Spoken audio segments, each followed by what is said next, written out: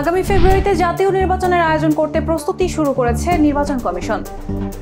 বাংলাদেশ পুলিশের ডিআইজি, অতিরিক্ত ডিআইজি ও police super পদমর্যাদার ৭৬ বিশেষ ভারপ্রাপ্ত কর্মকর্তা বদলি করা হয়েছে। জাতীয় পার্টিতে নতুন মোড়, কো চেয়ারম্যান আনিসুল ইসলাম মাহমুদকে দলের ভারপ্রাপ্ত চেয়ারম্যান হিসেবে মনোনীত করা হয়েছে। জুলাই আন্দোলনের প্রথম শহীদ আবু সাইদ হত্যার বিচার শুরু।